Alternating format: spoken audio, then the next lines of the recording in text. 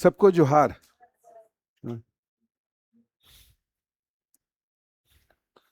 आज हम लोग पिछले क्लास से आगे चलेंगे।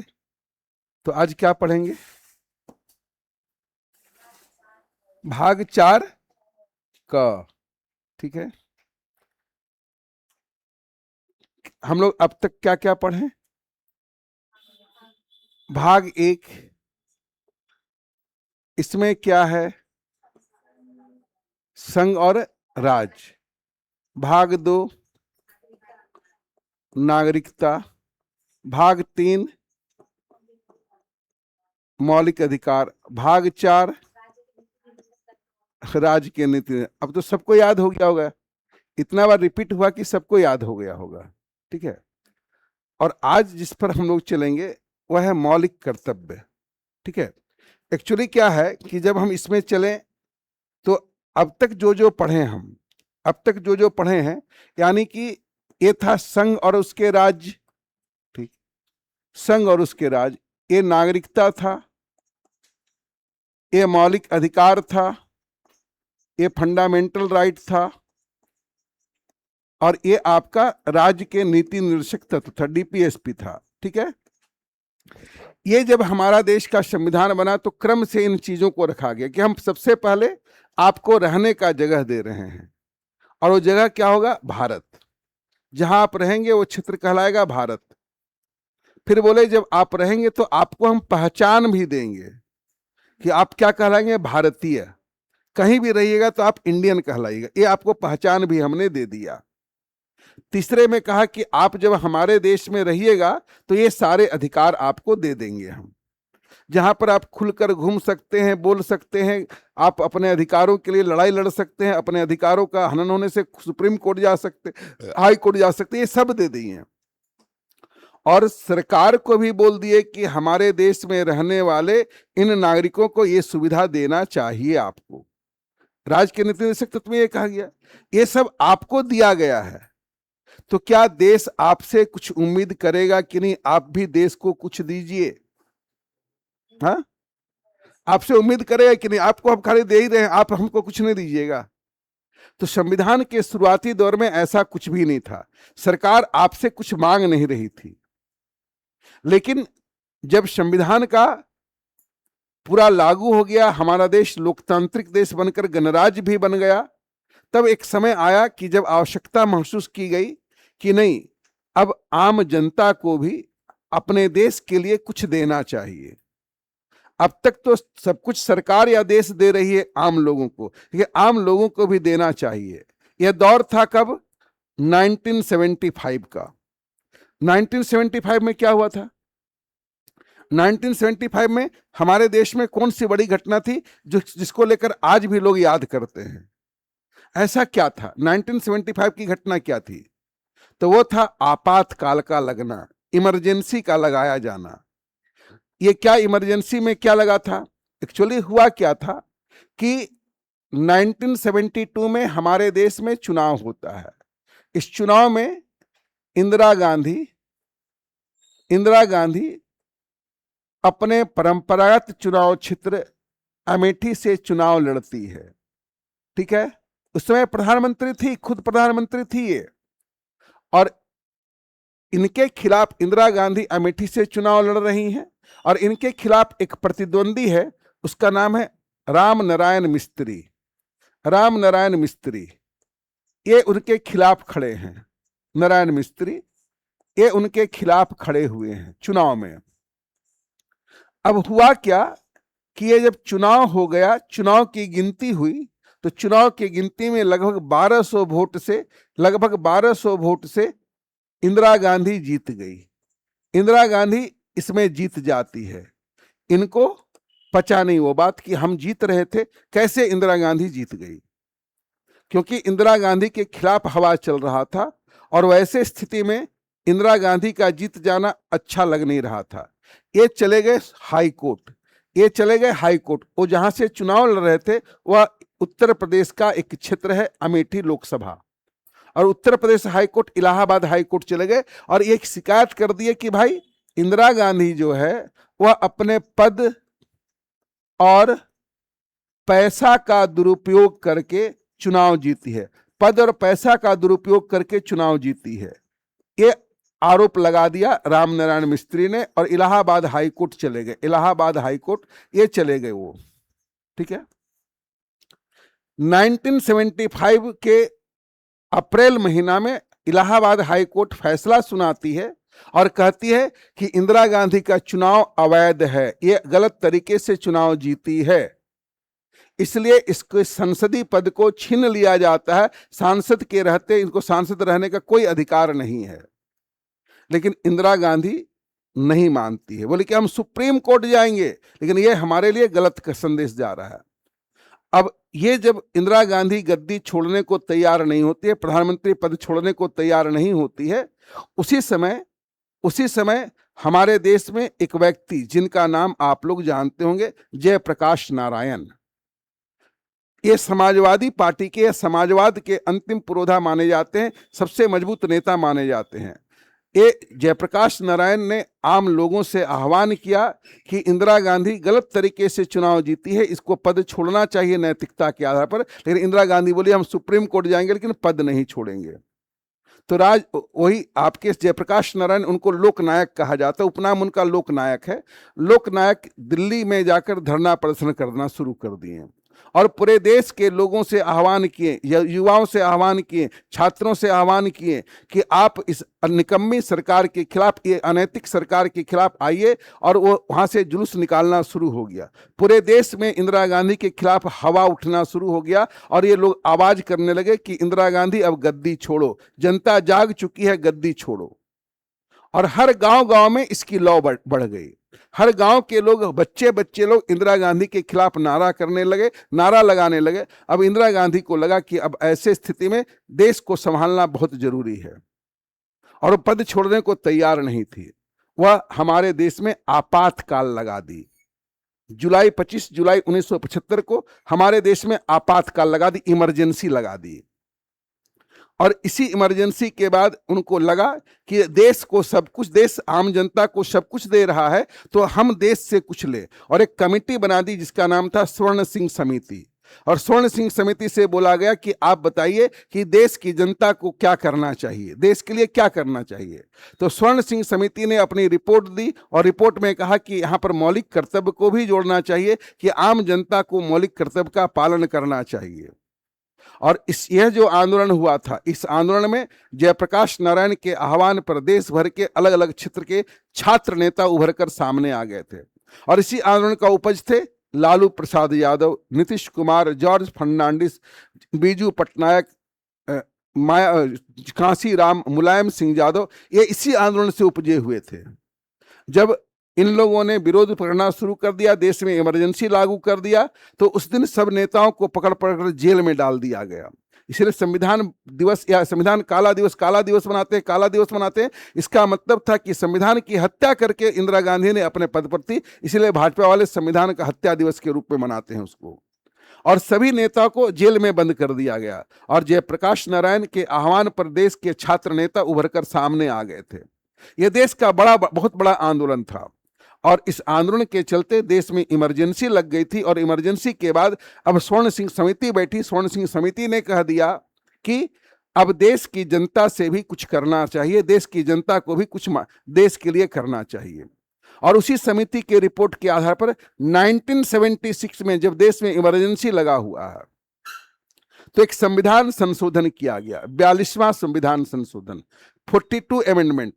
और 42वां संविधान संशोधन में कहा कि हम अब संविधान में एक नया भाग जोड़ रहे हैं, उस भाग का नाम होगा 4 क, और उसमें विषय होगा मौलिक कर्तव्य, फंडामेंटल ड्यूटीज।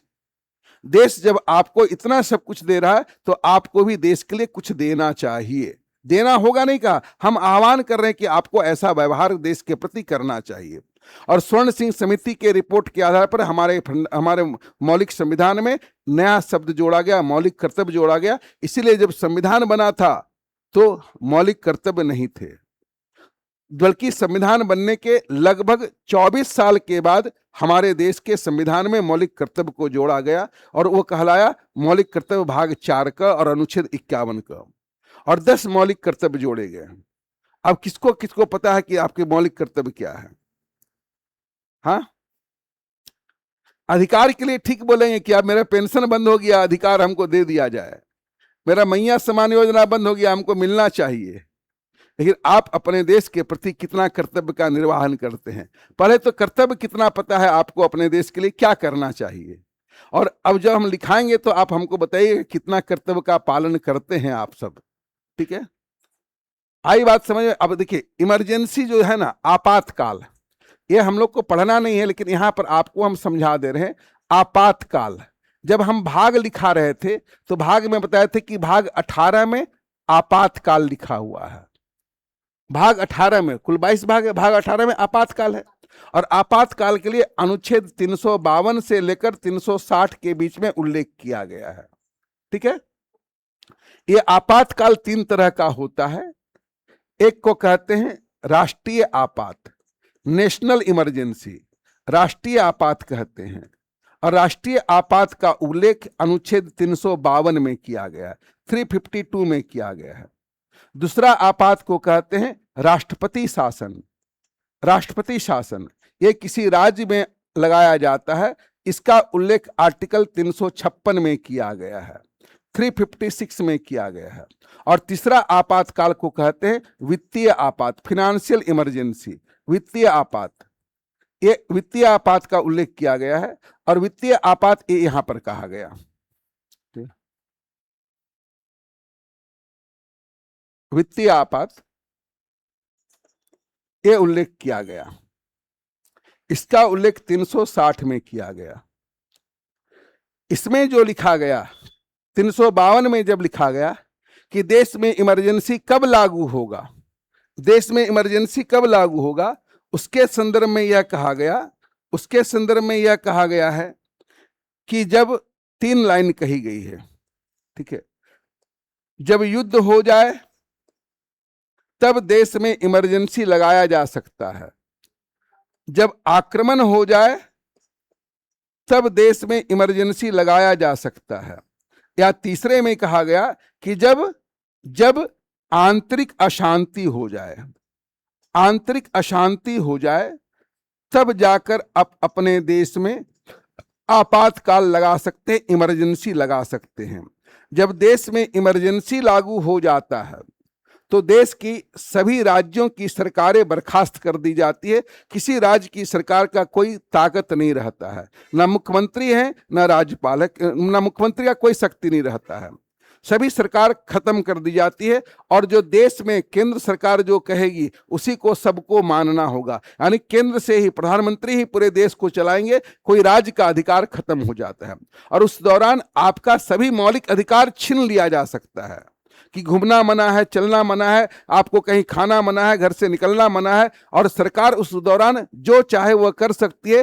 केवल आर्टिकल 20 और 21 को सस्पेंड नहीं किया जा सकता है, यानी जीवन जीने के अधिकार को नहीं छीना जा सकता है। और जो पुलिस गिरफ्तारी करती है उसमें जो निषेध दिया उसको नहीं रोक सकता है, बाकी सभी अधिकार आपके छीन लिए जा सकते हैं।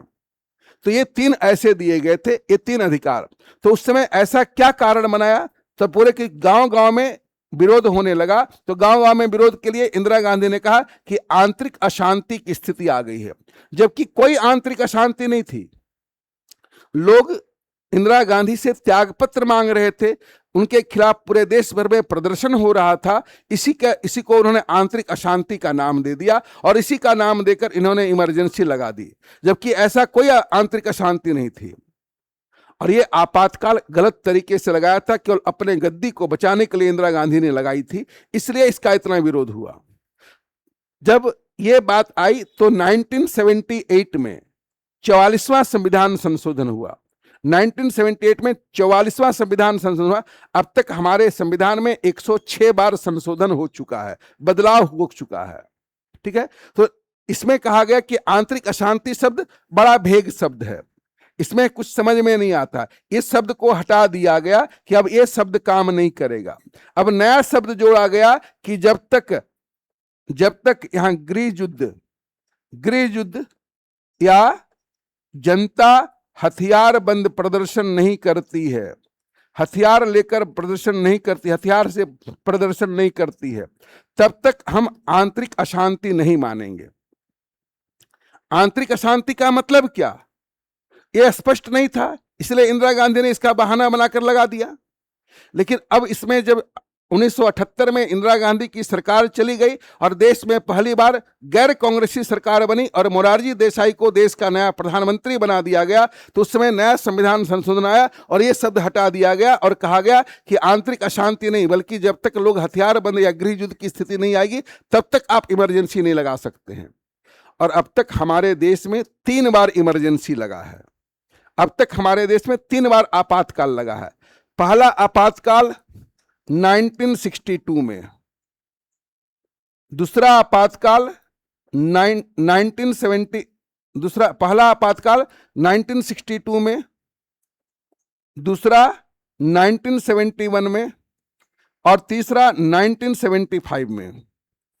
ये जब भारत पर चीन ने आक्रमण कर दिया था, यानी पहला 62 में आक्रमण के कारण आपातकाल लगाया। चीन ने भारत पर 62 में आक्रमण कर दिया था, तब इमरजेंसी लगा था। जब 1972 में भारत और पाकिस्तान के बीच युद्ध हो गया था, ये युद्ध के कारण 1971 में लगा, 71-72 में लगा था, ये 71-72 में लगा था भारत और पाकिस्तान के, बांग्लादेश को लेकर, है ना। बांग्लादेश 72 में आजाद होता है और बांग्लादेश को लेकर यह लड़ाई हुई थी और 1972 में बांग्लादेश के साथ युद्ध हुआ और उसी युद्ध के चलते देश में इमरजेंसी लगा दी। और तीसरी बार आपातकाल आंतरिक अशांति का बहाना बनाकर इंदिरा गांधी 1975 में लगा दी। अब तक देश में 3 बार इमरजेंसी लगा और यही आपातकाल के कारण हमारे देश के अलग अलग क्षेत्र के प्रतिनिधियों को जेल के अंदर डाल दिया गया था। तो इसी समय हमारे संविधान में संशोधन कर दिया गया। 44वां संविधान संशोधन के द्वारा 1978 के द्वारा इसको ही कर दिया गया और मौलिक कर्तव्य को 42वां संविधान संशोधन 1976 में लागू किया गया। ये कारण था उस समय का मूल, और इसी के लिए हमने मौलिक कर्तव्य शब्द को जोड़ा। याद समझ में आया इतना दूर कि हम बताना क्या चाह रहे थे कि मौलिक कर्तव्य आया कैसे, ये मौलिक कर्तव्य आया कैसे और क्यों हमने लागू किया। तो अब यहां से लिखना शुरू करेंगे कि अब हेडलाइन दीजिएगा मौलिक कर्तव्य, तब जाकर ये आपको पूरा इसका पृष्ठभूमि समझ में आएगा कि क्या है मौलिक कर्तव्य। लिखिएगा, संविधान के भाग 4 का, संविधान के भाग 4 का और अनुच्छेद, संविधान के भाग 4 का और अनुच्छेद 51 क में, संविधान के भाग 4 का और अनुच्छेद 51 क में मौलिक कर्तव्य का, 51 क में मौलिक कर्तव्य का उल्लेख किया गया है। मौलिक कर्तव्य का उल्लेख किया गया है, मौलिक कर्तव्य का उल्लेख किया गया है। इसे 1976 में, इसे 1976 में 42वां संविधान संशोधन, 1976 में 42वां संविधान संशोधन, 42वां संविधान संशोधन के द्वारा लागू किया गया, और इसे लागू करने के लिए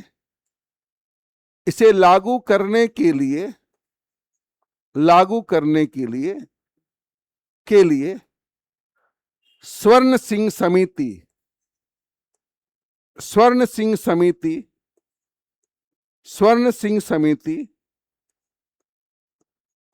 की रिपोर्ट को, स्वर्ण सिंह समिति के सिफारिश को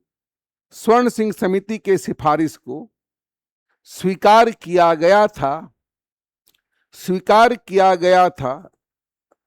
स्वर्ण सिंह समिति के सिफारिश को स्वीकार किया गया था।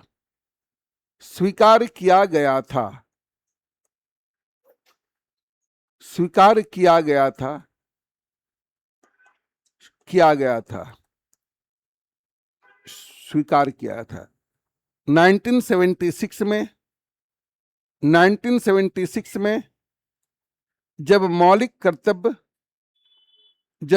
कर्तव्य लागू किया गया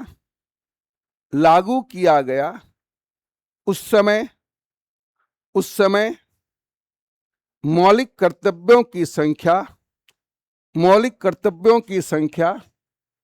10 रखी गई। मौलिक कर्तव्यों की संख्या 10 रखी गई और इस मौलिक कर्तव्य को तत्कालीन सोवियत संघ के संविधान से लिया गया था। सोवियत संघ के संविधान से लिया गया था। सोवियत संघ के संविधान से लिया गया था। इन 10 मौलिक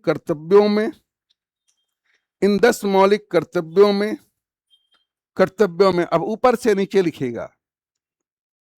नीचे लिखिएगा। पहला बताता है संविधान का पालन करना। संविधान का पालन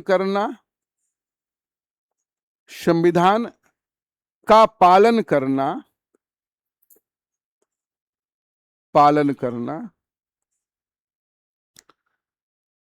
इसके आदर्श संस्था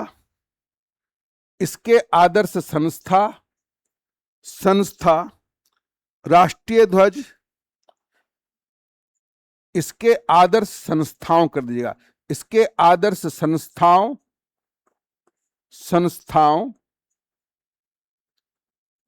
राष्ट्रीय ध्वज, राष्ट्रीय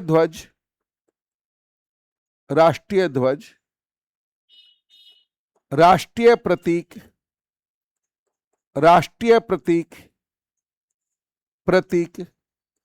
एवं राष्ट्रगान का सम्मान करना चाहिए।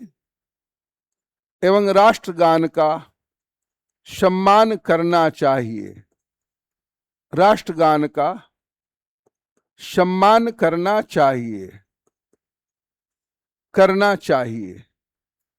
सम्मान करना चाहिए। ठीक है, पहले लिख लेते हैं, फिर इसका अर्थ को समझाएंगे। दूसरे में लिखिएगा राष्ट्रीय आंदोलन को प्रेरित करने वाले,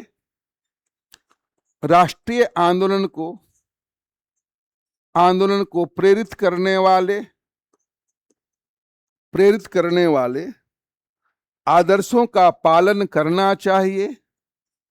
आंदोलन को प्रेरित करने वाले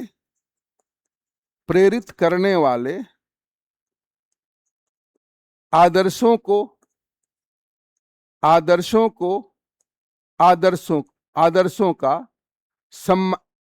का पालन करना चाहिए।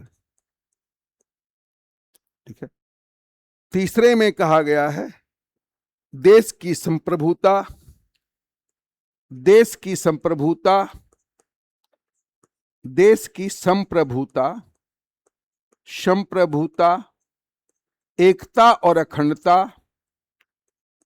एकता और अखंडता बनाए रखना चाहिए। एकता और अखंडता बनाए रखना चाहिए।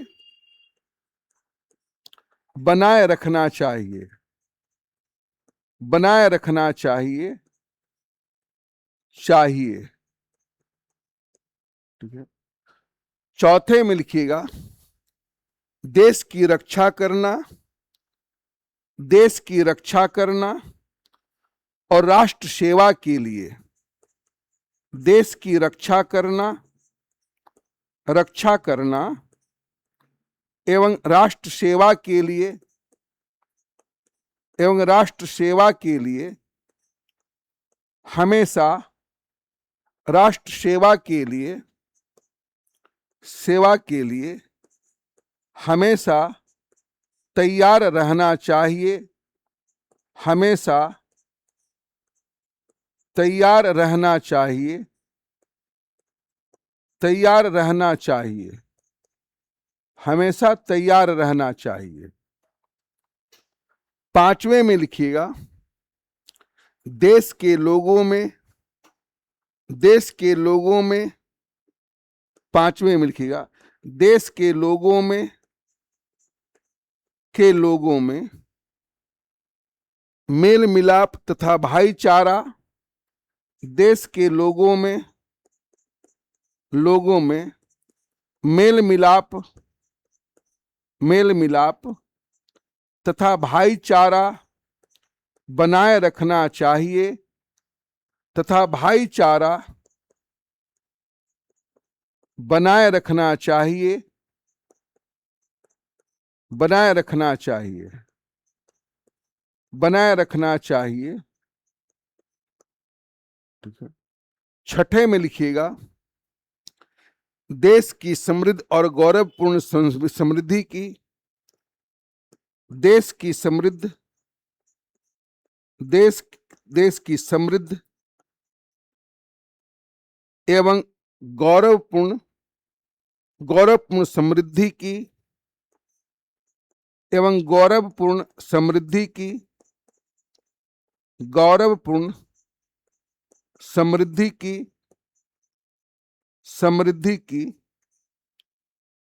रक्षा करनी चाहिए, समृद्धि की रक्षा करनी चाहिए, रक्षा करनी चाहिए, करनी चाहिए।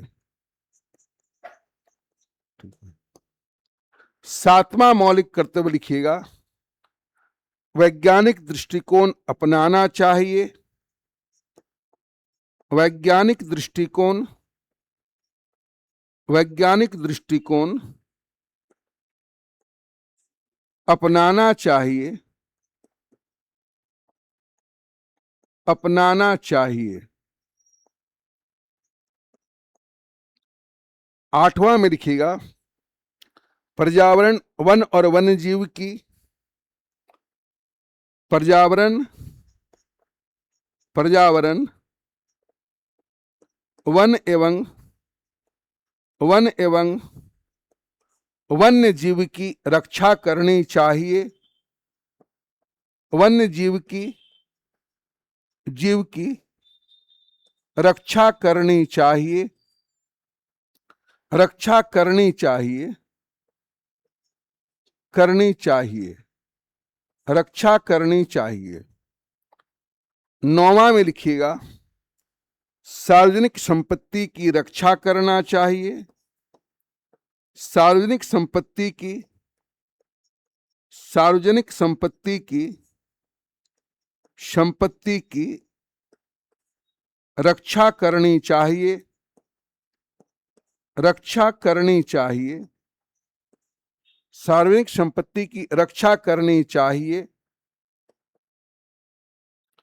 और 10वां लिखेंगे, व्यक्तिगत और सामूहिक भलाई के लिए, व्यक्तिगत और सामूहिक भलाई के लिए, व्यक्तिगत एवं सामूहिक भलाई के लिए तैयार रहना चाहिए, सामूहिक भलाई के लिए तैयार रहना चाहिए, तैयार रहना चाहिए, तैयार रहना चाहिए। और 11वां में लिखिएगा, 11वां में लिखिएगा, 6 से 14 वर्ष के बच्चों के, 6 से 14 वर्ष के बच्चों के अभिभावकों का, के बच्चों के, बच्चों के अभिभावकों का यह कर्तव्य होगा कि अभिभावकों का, अभिभावकों का यह कर्तव्य होगा कि अभिभावकों का यह कर्तव्य होगा कि वह अपने बच्चों को होगा कि वह अपने बच्चों को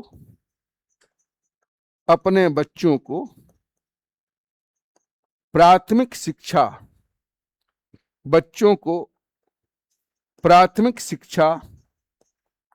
उपलब्ध कराए, प्राथमिक शिक्षा उपलब्ध कराए,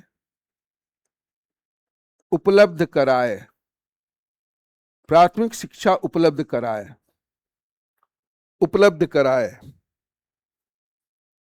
ठीक है, लाइन बदल दीजिएगा। 11वां मौलिक कर्तव्य को 86वां संविधान संशोधन, 11वां मौलिक कर्तव्य को 86वां संविधान संशोधन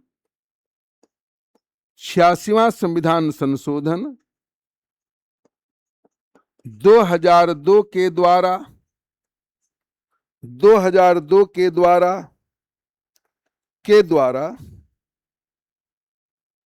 शामिल किया गया है। 2002 के द्वारा शामिल किया गया है और इसे मौलिक अधिकार में 21 का में भी शामिल किया गया है। 21 का में भी शामिल किया गया है।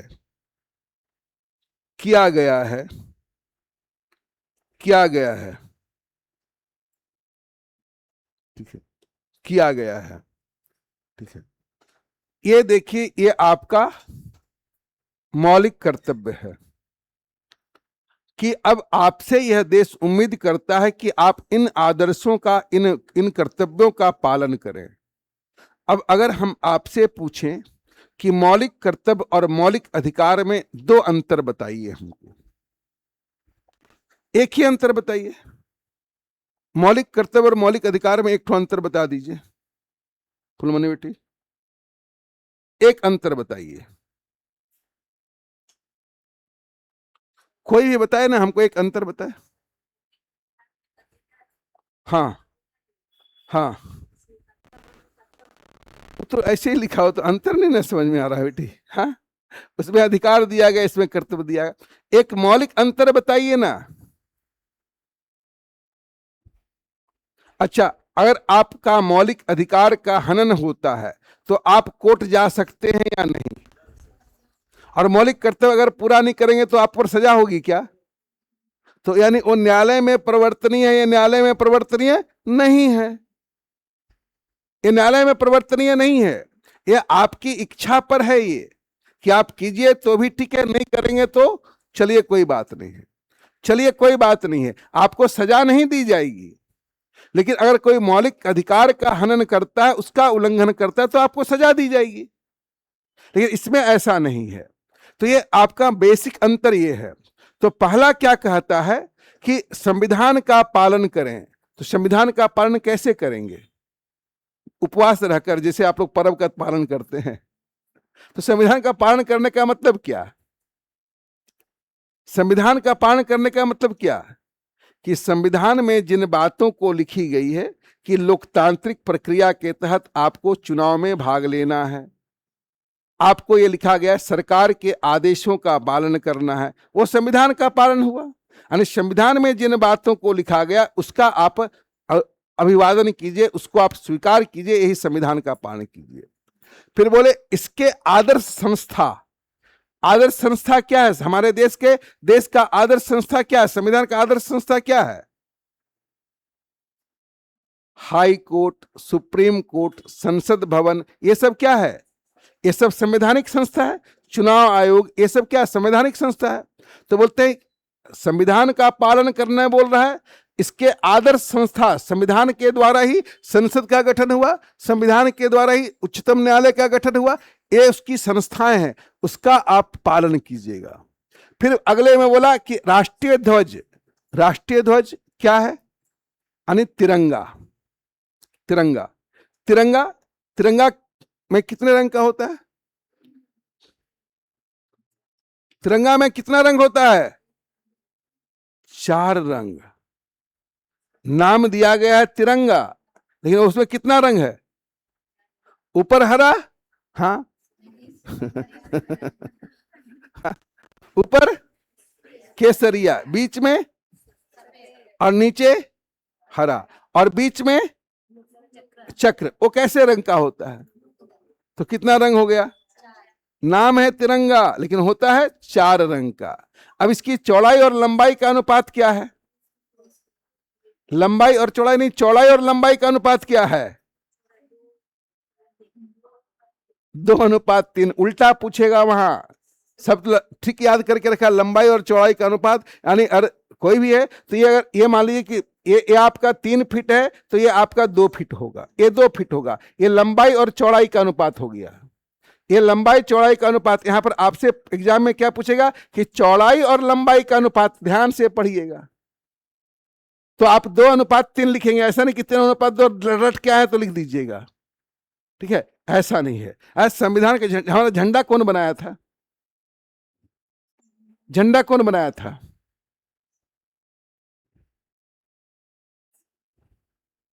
हाँ, फिर अभी 15 अगस्त आ रहा है, 15 अगस्त आ रहा है।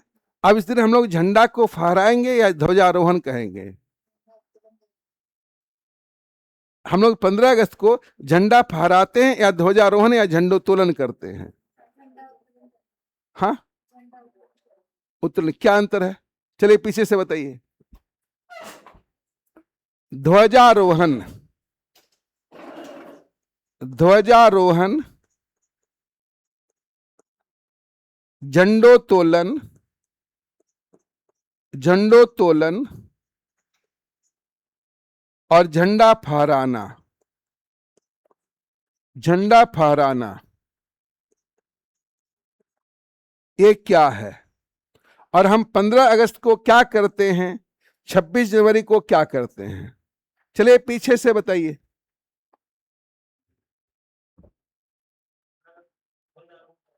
ध्वजारोहण करेंगे 15 अगस्त को। अच्छा, और निर्मल बाबू? झंडोत्तोलन करेंगे 15 अगस्त को।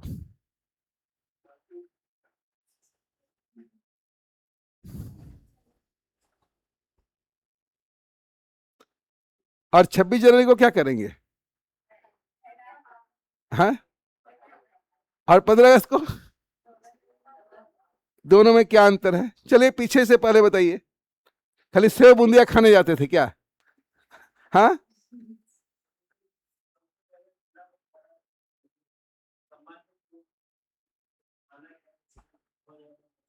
ध्वजारोहण इसीलिए बोला गया ना। बताओ बेटी, नहीं पता है? आप बताएंगे बेटी? नहीं पता है? अरे बाप रे बाप, हम भारत के नागरिक हैं। हाँ, बताओगी बेटी? मामूनी, क्या करेंगे हम लोग? झंडा फहराएंगे, झंडोत्तोलन करेंगे, ध्वजारोहण करेंगे? झंडोत्तोलन, ध्वजारोहण नहीं करेंगे, झंडा नहीं फहराएंगे। 26 जनवरी क्या करेंगे? झंडा फहराएंगे। क्या अंतर क्या है? अंतर क्या है? अरे इसमें भूलने का चीज है बेटी। हाँ, क्या है? डिफरेंट यही है कि 26 जनवरी में जो है ना वो टॉप में बांधा रहता है, बांध के वो से डायरेक्ट फहराते हैं, और झंडा ऊपर में मतलब जो पास बांधा रहता है ना वो सेंटर में मतलब। हाँ ठीक है, देखिए ये दोनों शब्द एक है। आप पढ़े थे ना, आरोहण, आरोही, और आरोही अवरोही पढ़े ना। आरोहण का मतलब क्या? ऊपर चढ़ाना। अवरोही का मतलब नीचे उतरना, असेंडिंग और डिसेंडिंग। अब ये देखिए आपका इस तरह से अंतर होता है।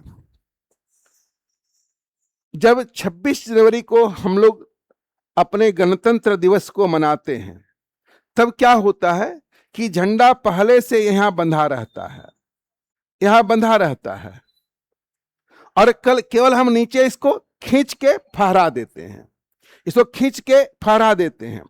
और जब 15 अगस्त का दिन होता है, उस दिन झंडा यहां बंधा रहता है और हम रस्सी को धीरे धीरे खींच के ऊपर लेके जाते हैं।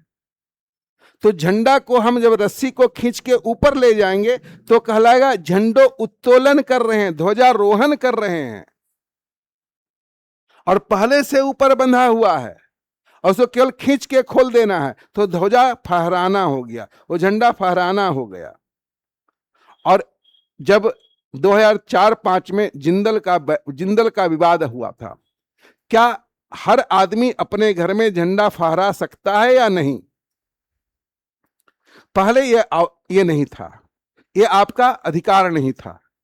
पहले 15 अगस्त या 26 जनवरी को ही झंडा फहराया जाएगा, और हर आदमी अपने घर पर नहीं बल्कि सरकारी कार्यालय पर ही झंडा फहराएगा।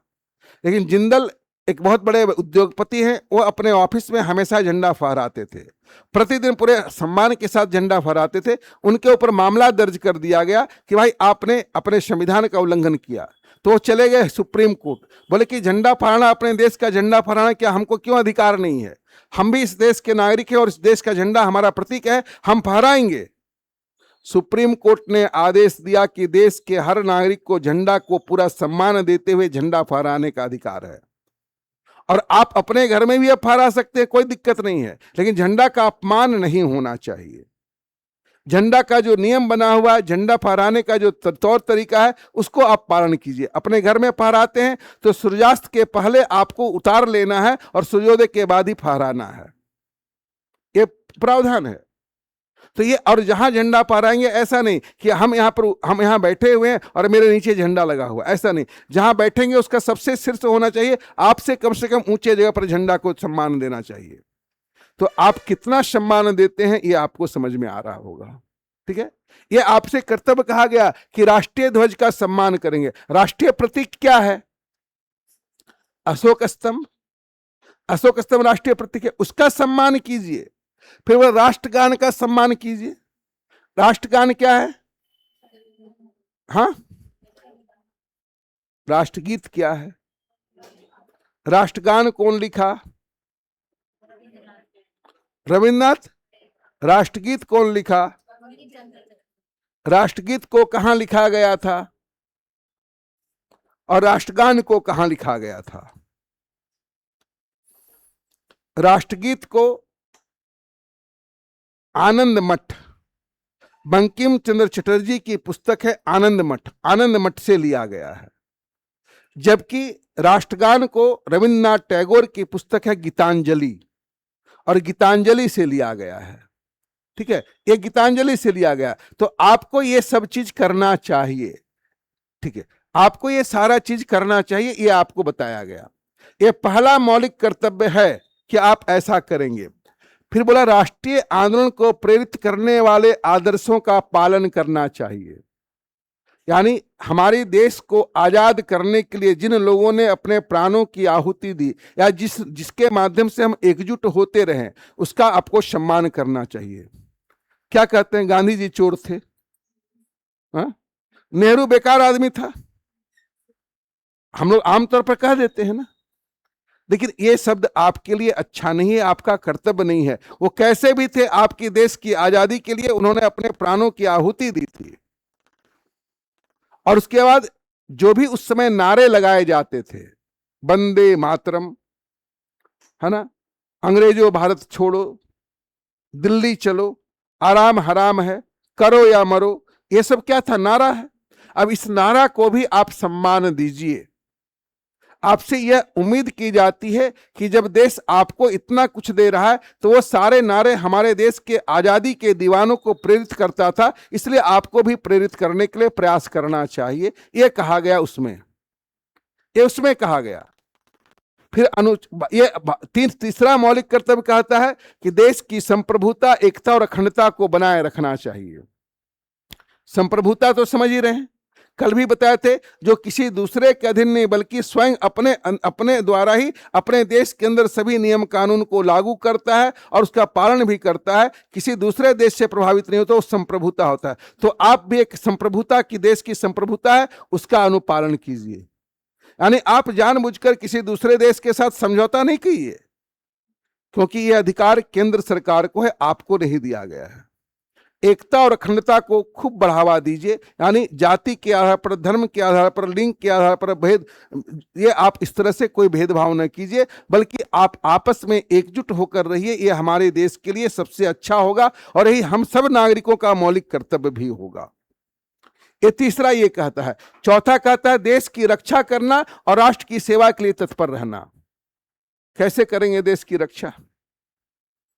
देश की रक्षा कैसे करेंगे?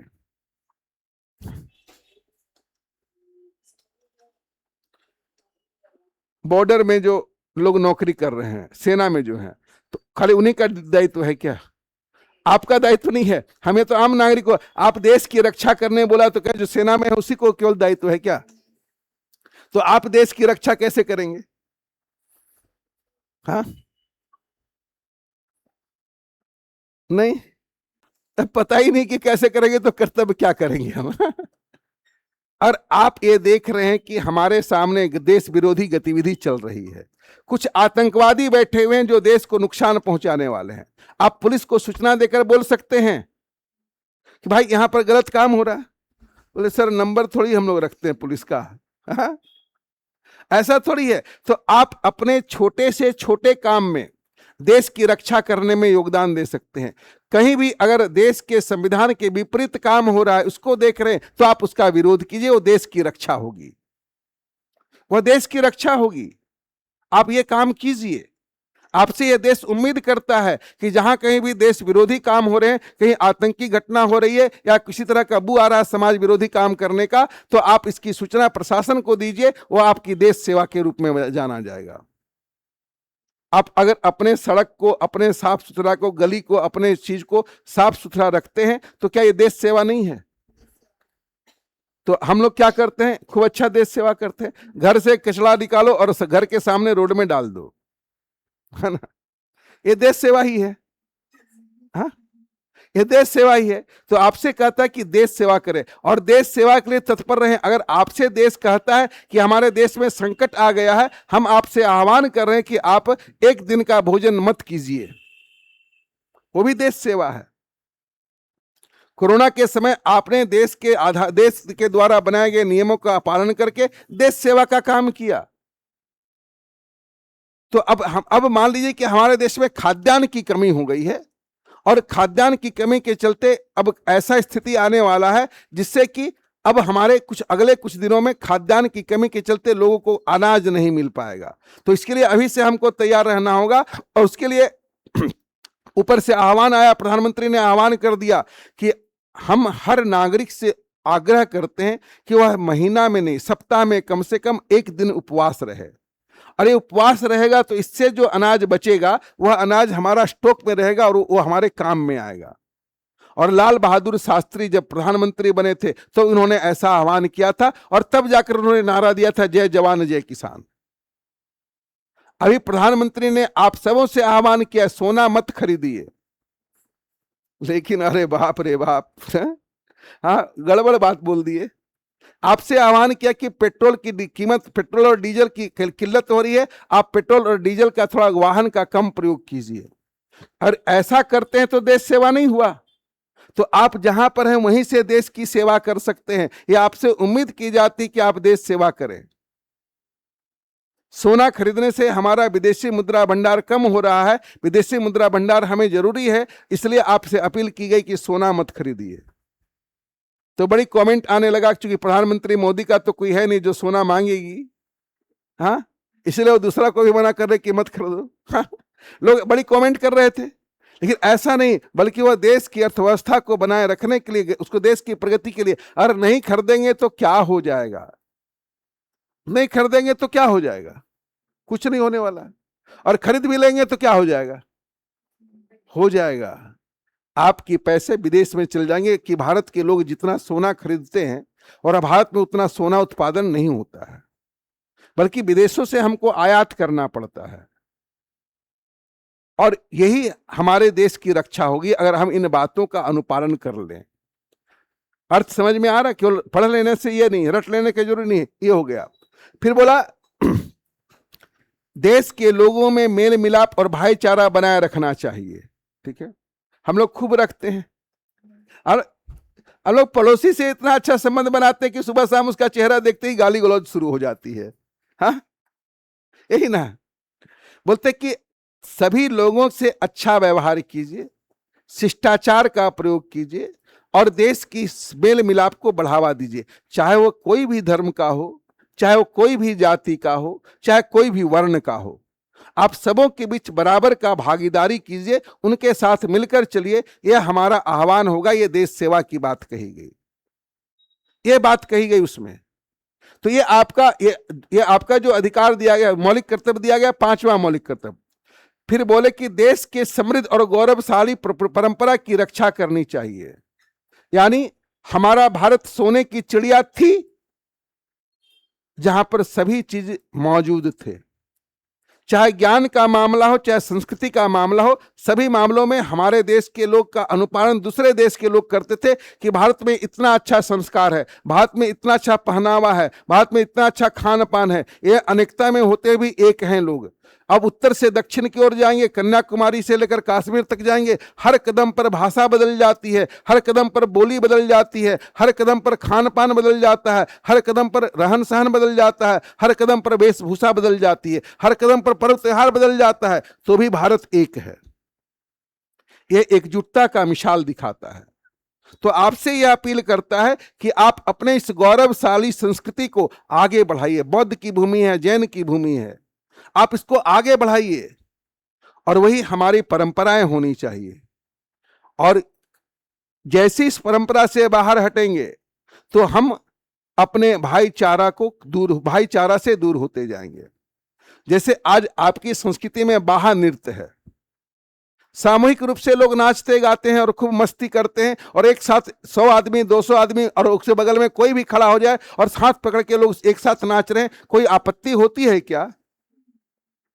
लेकिन छापोल छापोल आ गया, छापोल छापोल आ गया, छापोल छापोल चल रहा है, दूसरा कोई स्टेज में चढ़ जाए तो बस हंगामा शुरू हो गया। मांदर का थाप अच्छा लगता था कि डीजे का बाजा अच्छा लगता है? तो क्या है, तो कौन सा अच्छा संस्कृति है? तो बोलते उसी गौरवशाली संस्कृति को आप बनाए रखिए, ना कि आप इस नए संस्कृति की ओर आगे बढ़िए। अपने गौरवशाली संस्कृति की रक्षा कीजिए, ये कह रहा है आपसे, ये आपसे कहता है कि गौरवशाली संस्कृति की रक्षा कीजिए। वैज्ञानिक दृष्टिकोण को बढ़ावा दीजिए, अपनाइए। तबीयत खराब हो गया, झाड़ फूक करने ले जाएंगे, वैज्ञानिक सोच है। सांप काट लिया, काला मुर्गा के साथ झाड़ फूक करने के पास ले जाएंगे, यही वैज्ञानिक सोच है।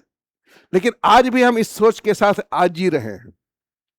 आज भी हमारे देश के कई ग्रामीण इलाकों में आधुनिक सोच नहीं आई है, अभी भी वो झाड़ फूक या अंधविश्वास के चक्कर में है। तो उनसे ये कहा जाता है कि आप वैज्ञानिक सोच को अपने अंदर लाइए, ना कि अंधविश्वास को अपने अंदर घेर के रखिए। ये बात उसमें कही गई। फिर आगे कहा गया पर्यावरण, वन और वन्य जीव की रक्षा कीजिए। हम लोग खूब करते हैं, पर्यावरण की भी रक्षा करते हैं, वन का भी रक्षा करते हैं, वन्य जीव का भी रक्षा करते हैं, है ना? पर्यावरण की रक्षा कैसे करते हैं? पेड़ को लगा के। पेड़ काटने से फुर्सत मिले तब ना पेड़ लगाइएगा। हाँ? तो वन की रक्षा कैसे करते हैं? भाई आप अगर पेड़ नहीं लगाइए तो भी कोई आपत्ति नहीं, बस पेड़ काटना छोड़ दीजिए। लोगों से यही अपील है कि वो पेड़ काटना छोड़ दे, हमारा वन अपने आप समृद्ध हो जाएगा। आप जंगलों में आग लगाना छोड़ दीजिए, अपने आप समृद्ध हो जाएगा। हम पेड़ लगाने नहीं बोल रहे हैं आपसे, उससे जो बीज अपने आप गिरे हैं ना, इस बरसात में प्रकृति ने उसे खूब खिला देगा। लेकिन जैसी बरसात खत्म हुआ, थोड़ा पतझड़ का मौसम आया, आग लगा दिया। और हम अपने कर्तव्यों में केवल इतना शामिल कर दे कि हम वन को नुकसान नहीं पहुंचाएंगे, आग नहीं लगाएंगे, वो अपने आप बच जाएगा, हम समृद्ध हो जाएंगे। आप पेड़ मत लगाइए ना बाबा, आप नहीं लगाएंगे, लगाते तो है नहीं, लेकिन काटने की बारी हो सबसे आगे कुल्हाड़ी लेके खड़ा रहेंगे। हाँ, तो नहीं कटता है। हाँ, गैस मिला। अब देखिए सरकार का आंकड़ा बोलता है कि उज्ज्वला योजना के तहत जितने लोगों को गैस दिया गया उसमें से 90% लोगों ने दोबारा रिफिल नहीं कराया। हाँ, ये सरकार का रिपोर्ट है, दोबारा रिफिल नहीं कराया कि 1000 रुपया कहां से देंगे। जंगल है, चलो अपना बाप का जंगल है, कोई टेंशन नहीं, काटो और लेके जलाओ, टेंशन क्या है। उससे प्रकृति को, पर्यावरण को क्या नुकसान हो रहा है इसका अंदाजा नहीं है। और सरकार न केवल जंगल बचाने के लिए बल्कि आपके स्वास्थ्य धुआं से बचाने के लिए भी आपको उज्ज्वला योजना का लाभ दिया था। तो ये हम करते हैं।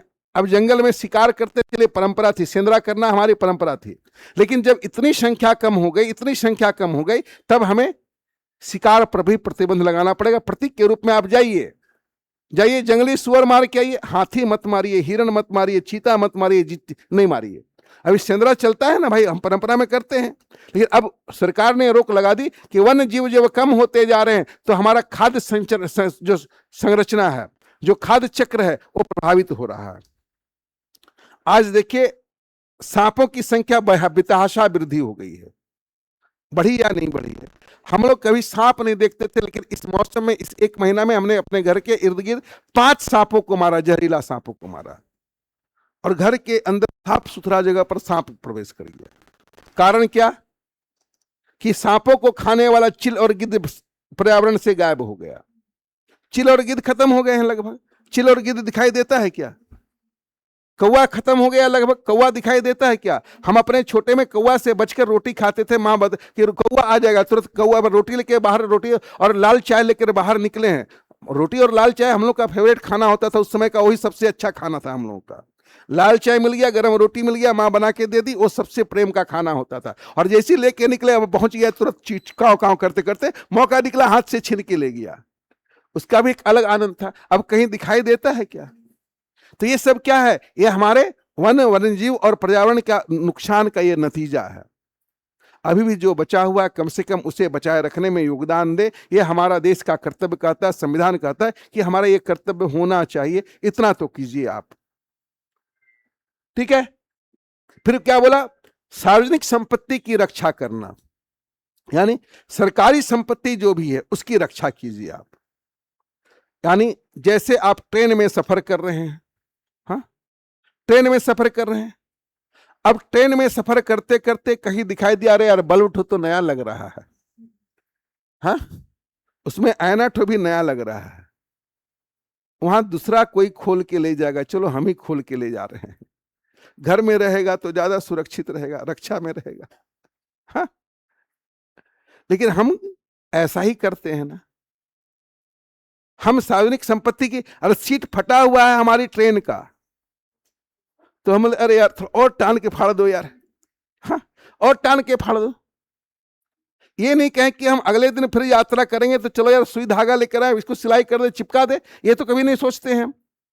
लेकिन जापान में ऐसा होता है, वहां के नागरिक अपने कर्तव्यों का बहुत अच्छा से अनुपालन करते हैं। वो सोचते हैं कि कोई विदेशी अगर हमारे देश में आएगा और गाड़ियों की हालत ये देखेगा, गंदगी है, इसमें सीट फटा हुआ, तो हमारे देश के विषय में वो क्या सोचेगा, क्या सोचेगा। हम लोग को कहते हैं कि अपने आसपास के परिसर को साफ सुथरा रखिए, हम खाना खाएं, गुटखा खाएं, कुछ भी खाएं, रोड से में फेंक दिए, हाँ। तो यहां पर तो सरकारी संपत्ति का रक्षा करें। सरकारी संपत्ति में आपके घर के आगे लगा हुआ स्ट्रीट लाइट लगा है, हाँ, स्ट्रीट लाइट सरकार ने रोशनी के लिए लगा दिया। अब हमारे युवा क्या कर रहे हैं? गुलेल लेके आ रहे हैं, फोड़ दे रहे हैं, अरे यार मिलने में दिक्कत होता है, लाइट जल रहा है, हाँ? और उसको फोड़ दिया। ये सरकारी संपत्ति की रक्षा हो रही है। तो ये क्या है? ये जो हम रोज देख रहे हैं कि अगर लोग अपने कर्तव्य का केवल पालन करें तो वही बहुत है। आप देख रहे हैं कि स्ट्रीट लाइट लगा दिया, सरकार ने लगा दिया, ऑन है तो दिन भर जल ही रहा, आप उसी रास्ते से गुजर रहे हैं लेकिन आप स्विच को ऑफ नहीं कर पाते हैं। ये हम कितने कर्तव्यों के प्रति जिम्मेदार हैं, ये हमको आपको बताना चाहते हैं। ये कहता है कि हमारा संविधान कहता है कि आपको ऐसा करना चाहिए, ये देश के लिए। आप अगर उसको भी करते हैं वो भी देश सेवा है, उससे बिजली बच रही है। बिजली बच रही तो देश सेवा कर रहे हैं। तो ये सारे कर्तव्य दिए गए और ये बोलता है कि व्यक्तिगत और सामूहिक भलाई के लिए तैयार रहें, माने अपने भी आगे बढ़े और दूसरे को भी आगे बढ़ने में मदद करें। लेकिन यहां तो उल्टा ही होता है, हम बढ़ जाएं लेकिन हमसे आगे कोई गया तो भाई गड़बड़ है, तुरंत शिकायत करना शुरू हो जाएगा, तुरंत पैर खींचने की तैयारी शुरू हो जाएगी, वो कैसे इतना कर रहा है, पीछे लग गया लोग। लेकिन कर्तव्य कहता है कि खुद भी आगे बढ़िए और सबको साथ लेकर चलिए, यह आपका कर्तव्य है, ऐसा करना चाहिए। कितनी अच्छी बातों को हमारे संविधान में शामिल किया गया और तब जाकर हमारा देश फिर से सोने की चिड़िया बन जाएगा, विश्व का गुरु बन जाएगा, अगर हम इन चीजों को माने। लेकिन हमें पता ही नहीं कि हमें हमारा कर्तव्य क्या है। आज बहुत सारे लोग हैं, डिग्री सबके पास है, लेकिन आप एक अच्छा इंसान बनने की दिशा में क्या कर सकते हैं ये उनको नहीं पता है। ये सब क्या है, एक अच्छा नागरिक बनने का दिशा है, यही मार्गदर्शन है कि अच्छा नागरिक बने। ये मूल संविधान में हमारा कोई कर्तव्य नहीं था, हमने कारण बताया क्यों कर्तव्य को जोड़ा गया, ये कारण बताया, और उसका 76 अमेंडमेंट 76 में 42 अमेंडमेंट के तहत हमने इसे लागू कर दिया और ये रखा केवल 10 तक। लेकिन वर्ष 2002 में एक संविधान संशोधन हुआ और संविधान संशोधन में कहा गया कि 6 से 14 वर्ष के आयु के बालकों को अनिवार्य और निःशुल्क शिक्षा दिया जाना चाहिए। तो हमने कर्तव्य में भी जोड़ दिया कि आपको ऐसा करना चाहिए, कि एक अभिभावक का यह दायित्व होना चाहिए, एक अभिभावक का यह कर्तव्य होगा कि अपने 6 से 14 साल के बच्चों को अनिवार्य रूप से वह शिक्षा देने की दिशा में काम करे। ये मौलिक कर्तव्य समझ में आया। ये हमारा 1 से लेकर 4 क तक जो कुछ हमने बताया, यह संविधान आपको दे रहा है। ये संविधान के आदर्श हैं, ये संविधान के सिद्धांत हैं। अब इसके बाद जो हम लोग को पढ़ना है, केंद्र, राज्य और पंचायत, 3 स्थानीय सरकार, यही 3 पढ़ेंगे, राज्य और पंचायत सरकार पढ़ेंगे तो हमारा पॉलिटी खत्म हो जाएगा। और मुश्किल से 10 दिन या 1 सप्ताह लगेगा, पॉलिटी खत्म। लेकिन यह भाग आपको अच्छा से, चाहे वह किसी भी एग्जाम हो, इसके लिए बहुत जरूरी है, यह भाग जानना बहुत जरूरी है। अब पॉलिटी इससे पहले भी पढ़े होंगे, तो क्या कभी पॉलिटी समझ में आया क्या कि कहना क्या चाहता है? हाँ, अब समझ में आया कि संविधान क्या कहता है। और अब चलेंगे कि हमारा देश का सरकार चलता कैसे है। अब तक क्या कि संविधान बताता क्या है, और अब देखेंगे सरकार चलता कैसे, सरकार के कितने अलग अलग स्तर हैं और उन स्तरों से कैसे बंटवारा हुआ, ये अब हम आगे की क्लास में, कल अगले क्लास में मिलेंगे तो हम इसको करेंगे। हाँ,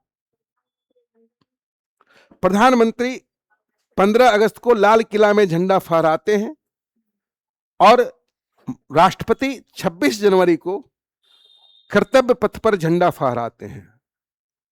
प्रधानमंत्री लाल किला में 15 अगस्त को और संविधान के सर्वोच्च कार्यपालिका राष्ट्रपति कर्तव्य पथ में फहराते हैं।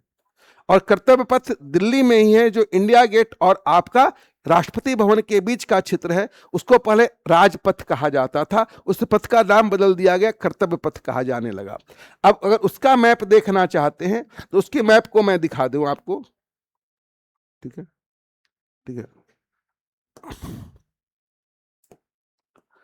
कर्तव्य पथ,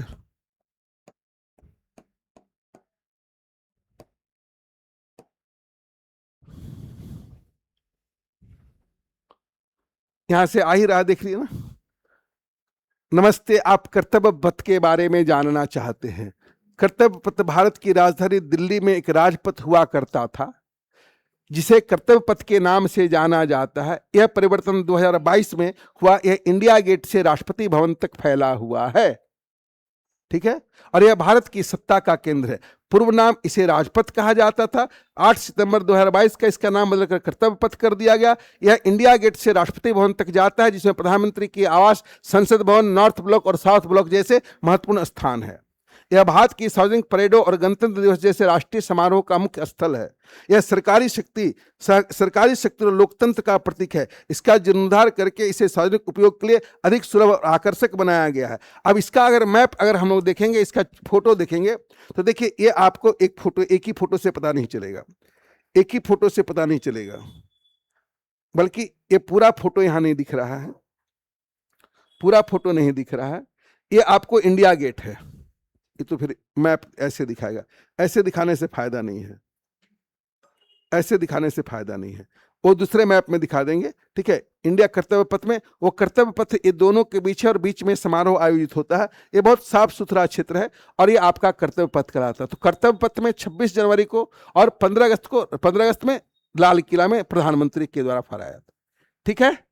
तो आज यहीं पर छोड़ रहे हैं, याद रखने का कम से कम 5 ठो याद होना चाहिए, है ना, ये आपका कर्तव्य है, याद होना चाहिए। चलिए ठीक है, ठीक है, धन्यवाद।